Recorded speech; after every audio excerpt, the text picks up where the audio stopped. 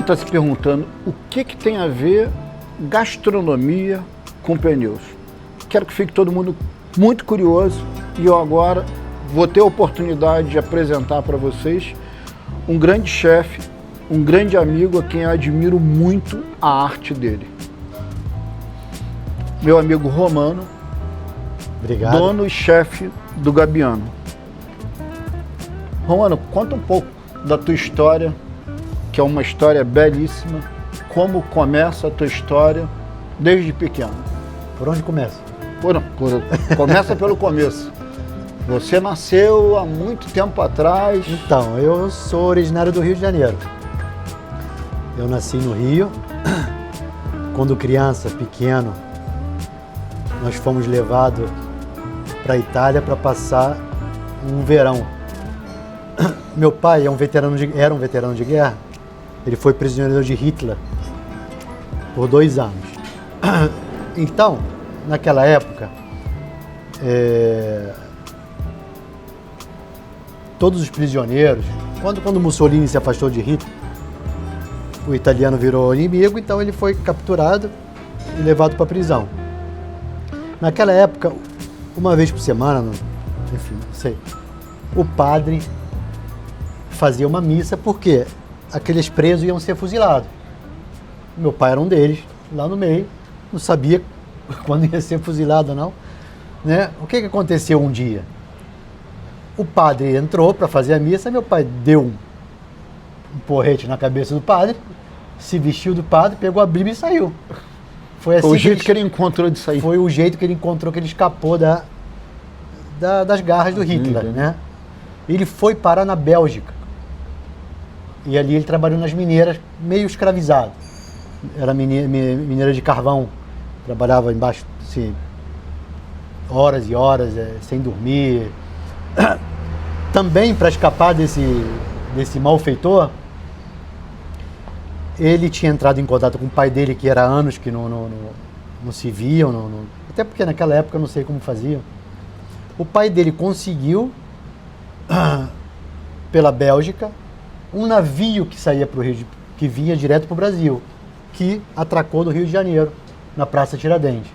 Então ele subiu no navio, né, com aquele malote. Eu me lembro que isso tudo quem me contou, está tudo escrito em livros, porque meu pai escrevia muito, meu pai falava muitas línguas, era um homem muito culto, meu pai era médico. Falava, se eu não me engano, 8 ou 9 línguas, latim perfeito, enfim. E ele escrevia muito, então isso é tudo escrito, ele documentou tudo. Quando ele chegou no Brasil, ele chegou com uma trouxa que ele tinha, sobreviveu, eu acho que foi 30 ou 45 dias de navio, né, no Purão, porque ele não veio com a passagem paga, ele veio como clandestino. Então ele veio trabalhando, fazendo, sabe, como os clandestinos vinham. Ele chegou na Praça Tiradentes e ali ele encontrou uma senhora que tinha uma pousada. Eu não sei agora o nome, tem que ler. Essa senhora, ele chegou para a senhora e pediu ajuda, uma comida, na época um refúgio, uma ajuda. E a senhora falou, ok. Aí ele falou, eu troco para o trabalho, eu faço o que a senhora quiser, eu ajudo, enfim, faço o que a senhora, sou médico. Não, você pode começar consertando minhas escadas, que são de madeira e estão quebradas. E ele começou a história do meu pai, que depois ele se tornou engenheiro e fez grandes obras no Brasil. Ele participou na Ponte Rio-Niterói, do primeiro cinema no Rio de Janeiro, e, enfim, fez a vida dele aqui e foi morar em Padre Miguel, que conheceu minha mãe, que é baiana. Não sei por que Padre Miguel, não sei, até hoje eu falo, podia ter escolhido, sei lá, Ipanema, né? A gente morava em frente a Ipanema. Mas foi isso. Quando a gente era pequeno, os 6 anos de idade, meu irmão e eu 8, o meu pai recebeu uma pensão, uma aposentadoria que veio do governo alemão, que era para os antigos prisioneiros do Hitler, que mereciam o perdão, né? Então ele ganhou uma bolada em dólar. Isso permite ele voltar para casa, construir a vida dele, reconstruir, até porque aqui a vida dele já estava bem construída, ele tinha algumas coisinhas que ele fez, né? Então ele decidiu pegar os 2 filhos pequenos, eu e meu irmão, levar para a Itália. Isso foi abril, isso foi dia 19 de abril. O ano, se eu não me engano, foi os anos 80. Meu irmão tinha 6 e eu 8. Para a gente passar uma temporada junto com o irmão dele. Na Itália? Na Itália, para poder ambientar. E abril, maio já começa a primavera, começa a ficar um pouco quente. E a gente se ambientar um pouco. E ele voltar, fechar as coisas dele, que ele tinha umas coisinhas para ver o apartamentinho que ele tinha. As coisinhas dele, fechar a conta, pegar minha mãe e voltar para a terra dele, que era o sonho dele desde criança, desde quando ele veio. Só que quando ele chegou, ele infartou. E aí começa a nossa história. E aí, 2 crianças pequenas, minha mãe analfabeta. Naquela época, meu pai não sabia onde que ele botou os dólares. Ele não tinha dinheiro guardado. Ela não sabia nem ler e escrever. Consolado, vai procurar quem? Enfim, começou uma nova história para ela, horrível, sem 2 filhos. Ela não sabia onde bater, qual porta bater, sem dinheiro, porque meu pai deixou ela sem nada, porque ninguém sabia até hoje, ninguém sabe onde foi parar esses dólares todos. Tava em um banco internacional, mas eu tentei correr atrás, mas enfim. E eu fui criado pelo irmão do meu pai. O irmão do meu pai, todavia, não podia manter 2 crianças de uma vez. O irmão do meu pai tinha um melhor amigo, que era uma das pessoas mais ricas. Eles faziam parte de um clube que se chamava Lions Club. Que acho que aqui tem Lions, tem... Nesses Lions tinha esse amigo dele que não podia ter filho, que era um dos homens mais ricos de Treviso, na Itália. Chamava a família Zago. E aí meu tio, conversando com ele, falou, não, eu tomo conta dele, né? Eu ajudo ele e você fica com o outro e a gente vai. Moramos na mesma cidade, perto, 3 minutos de casa de um pro outro. Eles vão sempre se manter contato. Só que, por um lado, meu irmão teve uma vida milionária. Ele era milionário e cresceu nessa vida. Eu, por outro lado, tinha que trabalhar. Eu estudei, fui enviado para uma escola de hotelaria. Da hotelaria, os 2 primeiros alunos, melhores alunos da hotelaria, eles saíam já com os contratos fixos. Então eu rodei os melhores hotéis do mundo. Só te interromper um minutinho. É interessante que eu não sabia de tanto detalhe. Eu me lembro num dia que estava sentado aqui, acho que era numa mesa ali na varanda, ali fora. Até um detalhe interessante que o Gabbiano tem, que pouca gente sabe. O Gabbiano, ele consegue ter algo assim muito especial, de simultaneamente ser um restaurante que tem varanda, que está por um lado bucólico da Barra, e ao mesmo tempo ele está inserido dentro de um shopping na Avenida das Américas, dentro do Barra Garden. Então, se você gosta de botar o seu carro numa garagem coberta, fechadinho, você entra pelo shopping.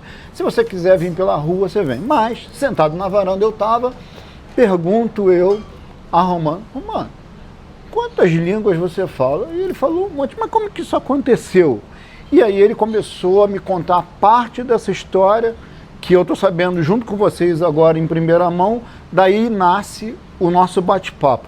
Continua aí. Eu fiz um resumo, porque não, é bem longo, né? Se você for... resumo nada, que essa parte eu não sabia. Fala aí, você entrou para os hotéis, aí você começou a aprender então, aí segue aí. Comecei a rodar o mundo, né, com o meu trabalho.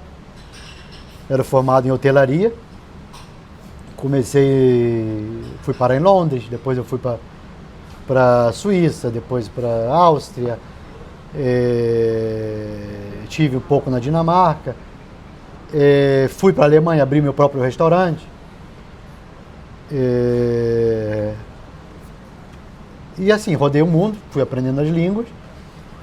Com esse trabalho me deu... Porque meus pais, né? Meus segundos pais escolheram esse rumo para mim. Porque eles já eram também de idade. Os filhos deles já eram crescidos. Então eles falaram, poxa, se a gente morrer, o que vai ser desse garoto? A gente vai ter que arrumar um jeito para que ele sobreviva.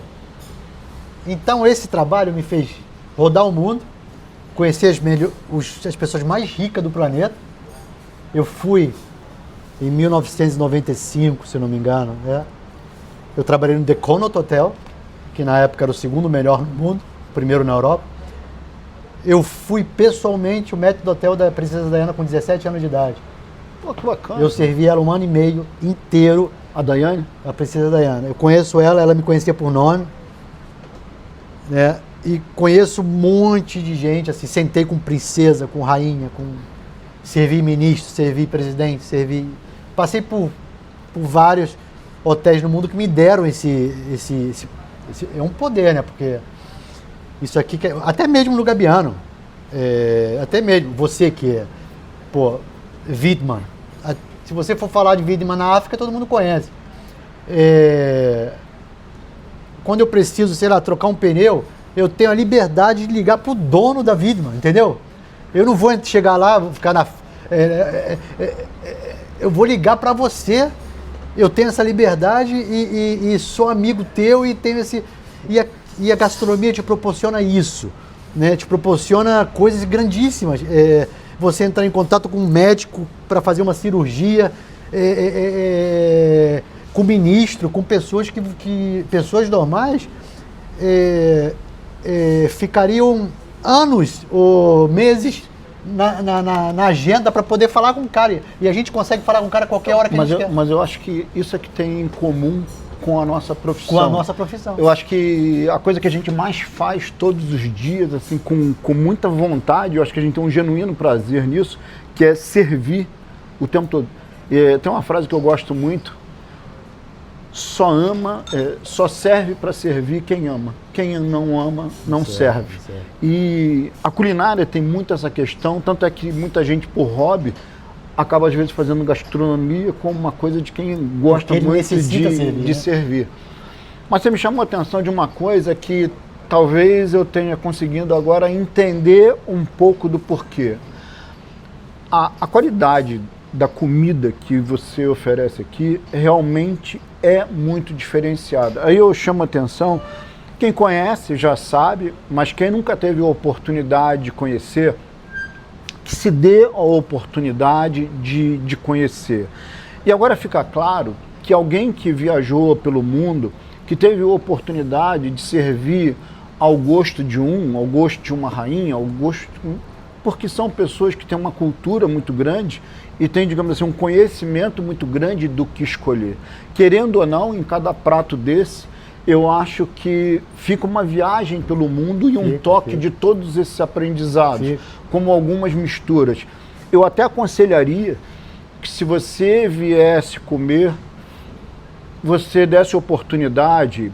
Tem muitos maîtres aqui, todos eles são muito gentis e agradáveis. Eu sempre acabo estando próximo do Edson, perguntar para ele: Edson, o que você acha que eu deveria comer, e que você escutasse um pouco da história que está por trás do prato.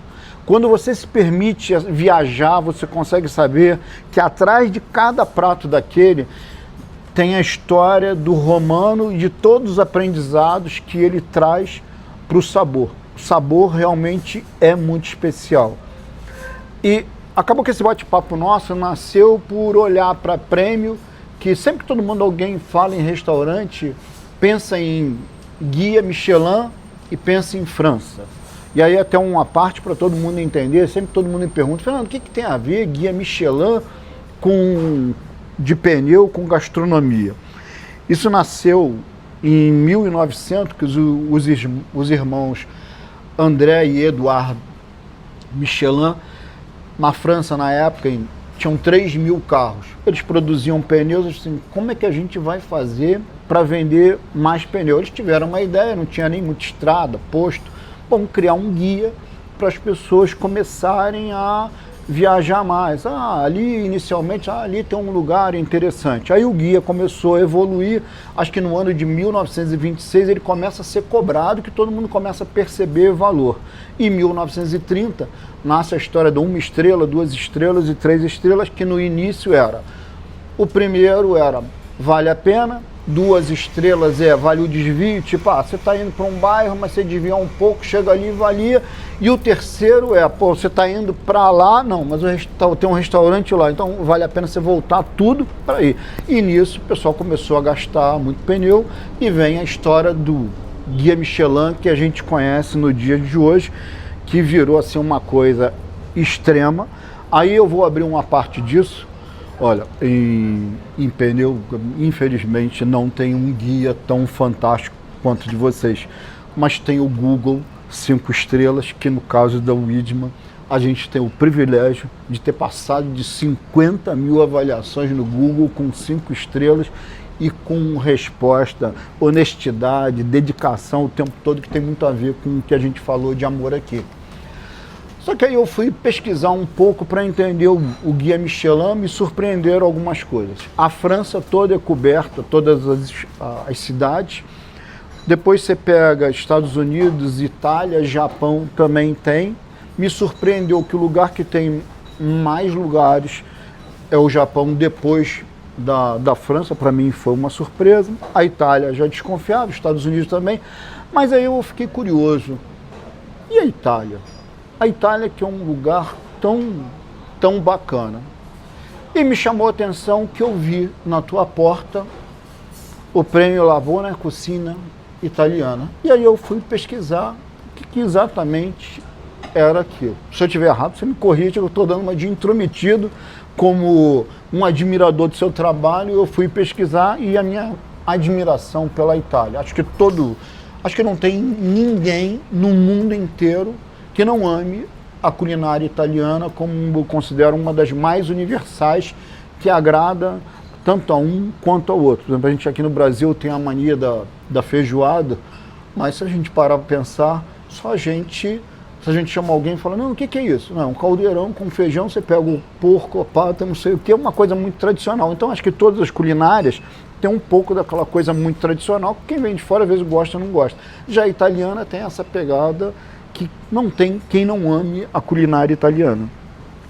Aí eu fui pesquisar e fui ver que era a Academia della Cucina Italiana, que ela preza pela tradição, mais ou menos parecido como o IFAM aqui no Rio de Janeiro, que cuida da cultura, de preservar tudo. E meu amigo Romano tem lá essa referência de ter ganho um prêmio deles. Prêmio Chefe dos Chefes, que é algo concedido por outros chefes. Imagina um profissional te avaliar e falar que você cozinha bem. Então, aqui é só uma pequena demonstração como esse cara, com esse sorriso largo, com essa pegada o tempo todo, o quanto esse cara, eu não vou falar rodado, que rodado é para automóvel, mas como ele tem uma bagagem assim infinita. E você falando do teu pai, sabe que eu fiquei aqui parando para pensar, eu acho que no teu DNA veio um pouco do teu pai, dessa história de viajar, sair de um lugar, vai para outro, para outro, para outro, para outro. Eu acho que isso acabou entrando um pouco na tua cultura. E falando de Itália também, eu não poderia deixar de falar do meu mundo, que de lá que vem as Ferraris, os Lamborghinis, as Maserati, e hoje que todo mundo fala como um dos carros mais caros, que é o Pagani Zonta, que é um carro que não tem preço, ele é vendido para leilão, para bilionários, que botam um valor em cima. Um pneu de Zonta deve dar algo hoje na Europa em torno de 2.000 euros, se eu não me engano. Um pneu? Um pneu de Zonta dá isso. Uma revisão pode chegar de 30 a 50 mil euros de um carro desse. Isso na Itália.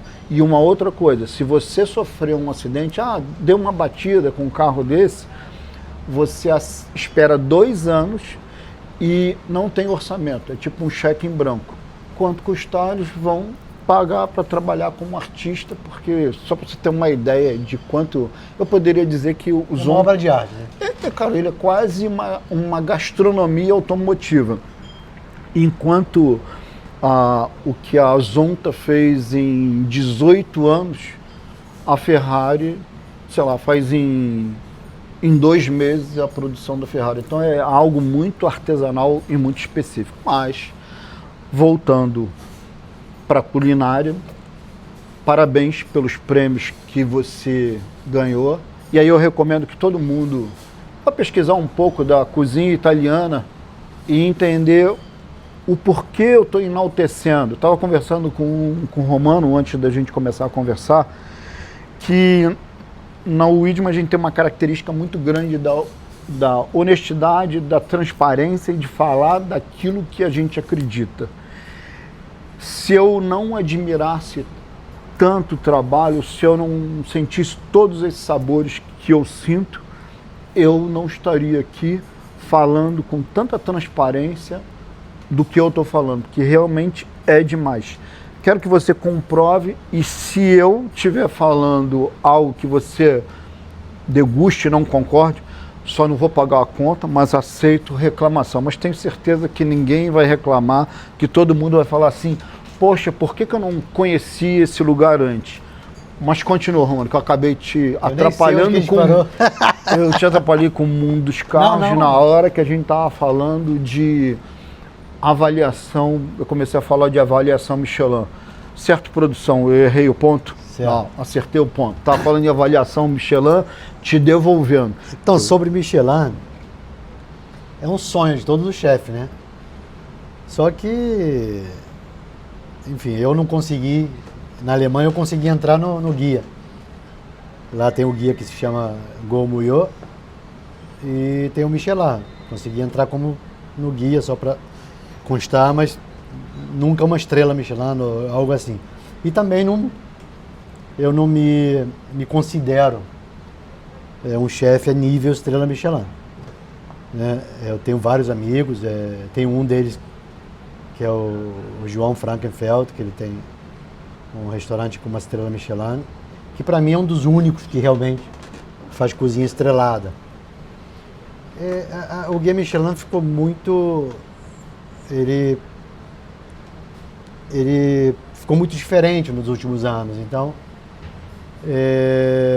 não existe muito parâmetro mais. Eu não sei, a gente perde, quando você falou, você ganhou o prêmio chefe dos chefes, ali são chefes, ali foi 30, 40 chefes que passaram aqui comendo e avaliaram. É como um dono de borracheiro, um centro automotivo. Um borracheiro avalia o teu pneu. Sim. Entendeu? Um padeiro não vai avaliar teu pneu. O que acontece muitas vezes nos prêmios é que um cara que não sabe nem o que é uma mozzarella, diferenciar uma mozzarella de uma ricota, ele vai avaliar o teu restaurante. E muitas vezes também, eu acho errado, antigamente, eu me lembro, nos restaurantes estrelados que eu trabalhava, que o guia Michelin, ele vinha 2, 3 vezes, ele não vinha uma vez. Porque é injusto você, em uma vez, você pegar e julgar alguém. Porque pode ser que tenha acontecido algum erro, algum imprevisto, né? Eu acho que é mínimo a segunda chance que deveria dar. Né? E o Guia Michelin se perdeu muitas coisas, muitos valores, na minha opinião, hein? Que para mim, quando eu estudava gastronomia, quando eu estava na hotelaria, que pra gente era ensinado como coisas importantíssimas, como mise en place, como a toalha na mesa, como cristal, como a porcelana, como os talheres. Isso eram coisas que hoje em dia você não tem, mas você come na mesa sem toalha.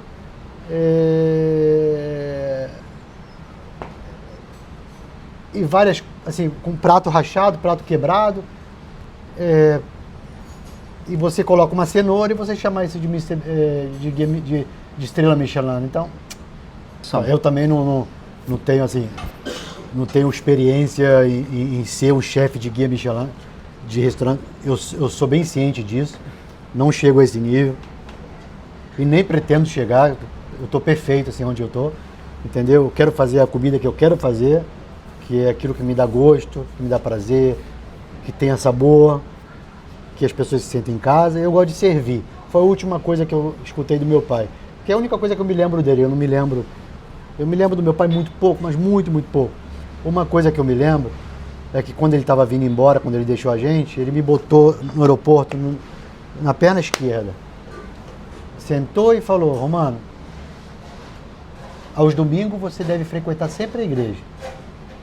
E nunca deixe de servir. Sirva sempre as pessoas. Ajude, estenda as mãos. Porque foi assim que Jesus serviu. Então isso foi a única coisa isso eu levei comigo e me perseguiu. Então quando eu sirvo, eu sou viciado em restaurante. Eu adoro isso aqui. A pessoa que tem um restaurante, ela se vicia, ela vê que é muito bonito, é muito legal. Eu não sei te explicar, entendeu?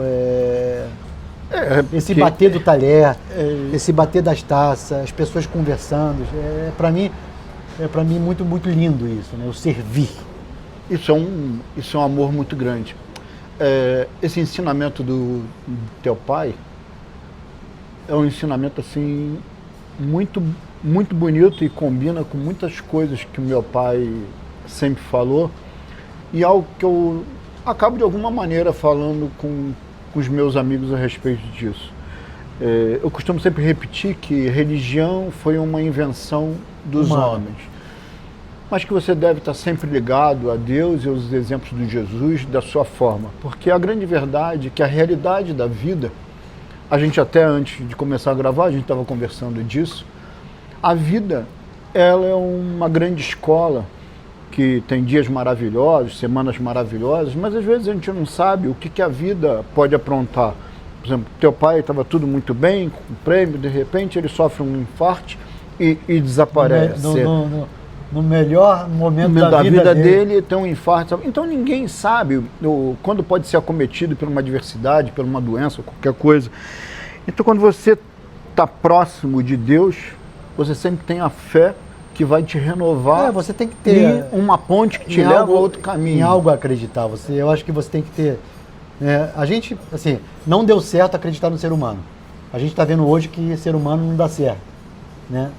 Mas assim, eu estava até escutando outro dia, hoje de manhã, eu gosto muito de Denzel Washington. Eu escuto muito os conselhos dele, né? Que ele diz que ele não segue ninguém. Ele segue a Deus, Jesus. Ele não segue homem nenhum, religião nenhuma.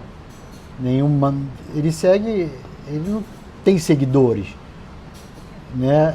A gente não pode ter seguidores e ser um líder. Assim ele diz lá, e eu achei muito legal isso. Então eu acredito, eu tenho que acreditar em alguma coisa, senão a gente não vive. A gente como ser humano precisa de ter uma crença em alguma coisa, né? Voltando na La Cucina, Accademia della Cucina Italiana.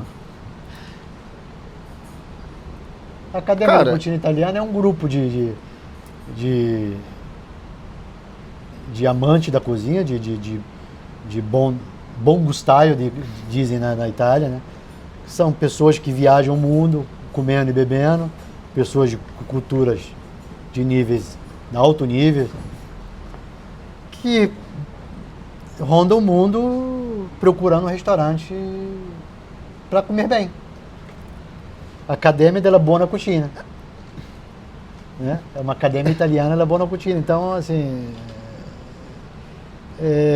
o nome diz tudo, né? E demorou uns 6, 7 anos. Demorou muito para a gente poder dar um diploma, né? Você ganha um diploma como acadêmico, você vira um diplomado, não sei como se diz em português, né? Não é um prêmio, é um diploma. É um diploma que você é atestado. Você está diplomado como um legítimo restaurante italiano. Então, certificado, né? Você está certificado, avaliado. Eu gosto assim, eu acho mais legítimo isso, porque primeiro demorou muito tempo, né? Não foi uma coisa de uma hora para outra. Eles vieram muitas vezes, mas muitas vezes, inúmeras vezes, em grupo. Então, às vezes tinha, e todas as vezes tinha eles davam uma nota.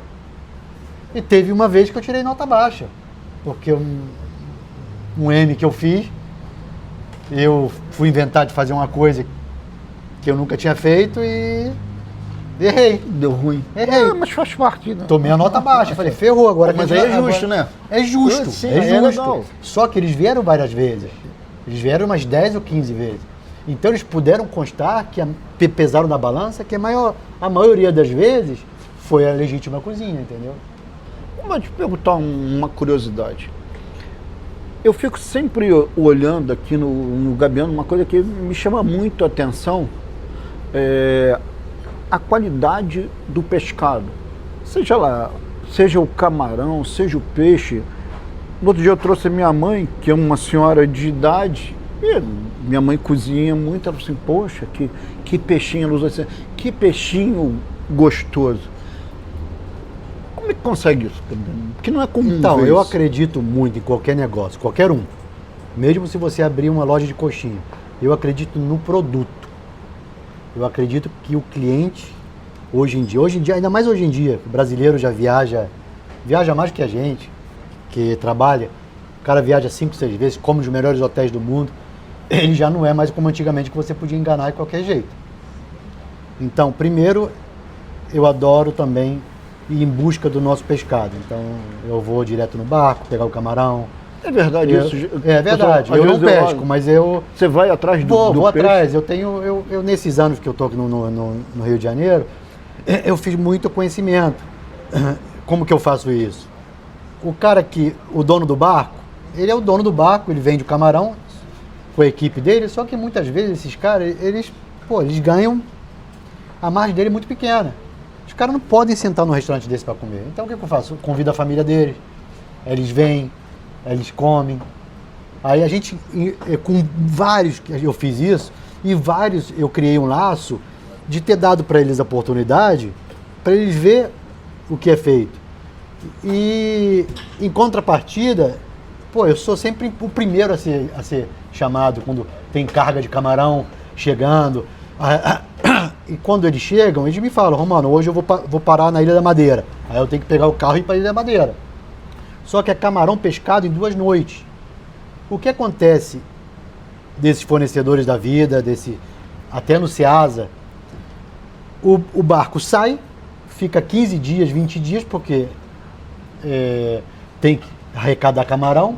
Eles jogam sulfito. Sulfito é aquele produto que você joga no morto. Joga em cima para preservar a cor do camarão e voltam depois de 15 dias. Dá uma lavada, bota na banca, e aí da banca vai para a cozinha, e aí muitas vezes você tem aquele gosto de amônia. Sim. Aquele é sulfito puro, né? É camarão velho, camarão que ficou muito tempo. Por quê? Porque aqui a gente tem taxas caríssimas, o diesel caro, a mão de obra cara de pesca, então você tem que render. Se pescou pouco, tem que ficar mais tempo. Para poder chegar a um ponto que pode voltar. Esses barcos que eu vou, eles pescam no máximo 2 dias. É o pequeno produtor, que eu digo. Na Itália a gente diz quilômetro zero. Então, são os pequenos produtores. Agora eu encontrei um de cherne, de lagosta, de olho de boi.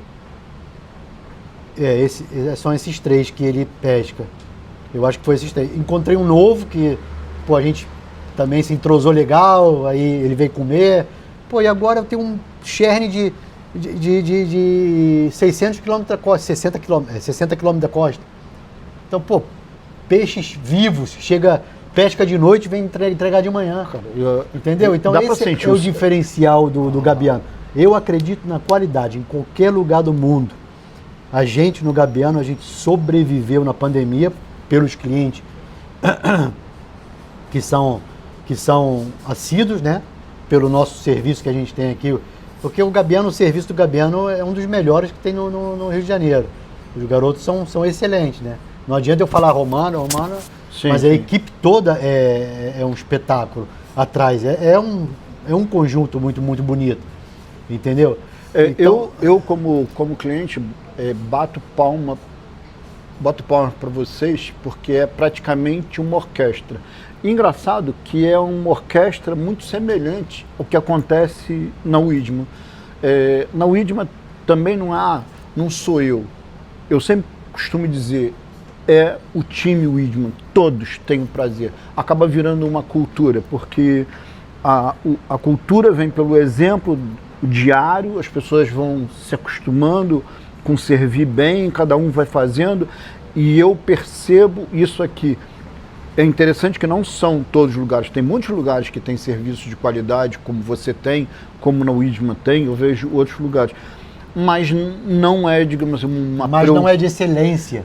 Não é uma preocupação de todo mundo. São poucos lugares que tem excelência, que você quer dar o melhor, quer fazer o cara se sentir bem, entendeu? Quer fazer ele... exemplo, se o cara levou o carro na Widman, é que ele confia em você. Ele podia ter parado em qualquer lugar, ele confia em você. Então ele saiu de casa para deixar o carro dele lá, que muitas vezes ele ama aquele carro, para entregar na tua mão, entendeu? Assim também o cliente do Gabiano, você e tua mãe, que vem, vocês tomam banho, se vestem para vir no restaurante. O mínimo que a gente pode fazer é abrir a porta com um sorriso. É o mínimo. Sim. É o mínimo. Mas 90% não faz. Entendeu? Esse é bom pra gente. Isso é bom pra gente. Isso é bom pra gente porque... Aí, você tá falando de Itália, cozinha, lembrei de vinho. Por que eu lembrei de vinho? Porque todo mundo me pergunta, Fernando, pneu importado é muito mais barato, esse pneu aqui é muito mais caro, tem pneus caros. Eu também quero saber essa resposta. Todo mundo está me perguntando isso. E eu falo, gente, não é questão de ser importado. Muitos pneus que chegam importados aqui são importados os mais baratos possíveis e imaginários para justamente vir com a proposta de preço. E a gente tem nacionais aqui, que às vezes são de equipamento original, que são contratados pelas montadoras. Eu quero um produto específico, XPTO. Então botar produtos Continental, produtos Bridgestone, que são produtos assim de uma tecnologia fantástica de ponta, com matéria-prima, são brasileiros. São produzidos assim, e também são produzidos fora, mas elas produzem assim o alto da coisa assim fantástica. Aí eu costumo brincar com os meus amigos assim, fulano, tu toma vinho barato ou caro? Fernando, tomo vinho às vezes barato e tomo caro. Então, você não vai fazer diferença nenhuma. Vai ser só uma questão de paladar. Não vai te acontecer nada. Só que no caso de um pneu, já muda completamente. Mas muda em quê? Olha, eu diria que a coisa que mais faz diferença é o que eu chamo de handling. O que é handling? É você pegar o volante, vem na estrada e de repente um cachorro cruza na sua frente. Você puxa o volante, puxa para o outro, o carro dá aquela balançada. Cara, parece que esse movimento, comando que eu fiz, é uma bobagem. Mas a carcaça do pneu, que é a estrutura dele, ela tem tanta engenharia, tem tanta estrutura, que na hora que ela faz isso, já parou para imaginar que o pneu é a única coisa no carro que toca o solo e conversa com a central toda do carro. Então um pneu de excelente qualidade, ele manda um input para a central responde, acelera aquela roda, freia essa e o carro vai para a trajetória de novo. Quando ele bota, digamos assim, um pneu que conversa mal com o carro, ou aquele que a gente bota tudo diferente, um diferente do outro. Essa transmissão não acontece em tempo real e esse carro evidentemente tem uma tendência a acontecer. Ou seja, sempre impacta em diminuir o tempo de frenagem. Então se você pode investir num pneu que custa mais, ele não, eu sempre costumo dizer, ele não é mais caro, ele entrega muito mais valor. E pensando que um pneu minimamente vai rodar num carro 3 anos, quando você faz essa conta de 3 anos, vamos botar 365 dias, vezes 3 dá 1.000. Aí você divide por 1.000, você, estou gastando tanto por dia. Pô, vale a pena a segurança? Vale a pena. Eu não estou podendo nesse momento. Então, eu na Widman, cara, a equipe é muito orientada para você. O nosso papel é ter todos os tipos de produto que tem um mínimo de qualidade que a gente acredita que deve ter e fala, esse custa isso, esse. E dá a opção. Para o cliente o direito dele escolher. Porque Romano, quem conhece da sua vida é você. Eu não posso interferir isso. Eu tenho que te oferecer. Do mesmo jeito que você oferece uma carta de vinho aqui, e não o cara bebe de R$100, ou bebe de 7 mil. O cara pode beber o que ele escolher. Mas já tem outros itens que você não abre mão. Por exemplo, um item que lá eu não dou opção do cliente escolher. Lubrificante. O lubrificante eu só trabalho com o lubrificante do nível tal e um high top, porque são os carros mais sofisticados, que eu tenho certeza que o motor não vai bater, que vai acontecer. O cara gosta de acelerar, pisar mais forte. Ele comprou um carro desse, de vez em quando ele acelera um pouco mais e o motor vai aguentar. Porque se eu der a opção para ele botar um óleo muito ruim e ele não tem consciência disso, ele vai acabar tendo um prejuízo muito grande. Então, algumas coisas eu não me limito a dar opção, assim como eu acredito que aqui alguém fala assim, mano, por que você trabalha só com esse camarão, só com esse peixe? Porque você se propõe a entregar uma experiência totalmente diferente. Aqui você não entrega só comida. Comida o cliente pode comer em qualquer lugar. Pode comer qualquer coisa, mas eu quero fazer, não, eu quero comer uma experiência diferente. Aí, nesse ponto aqui, eu quero abrir.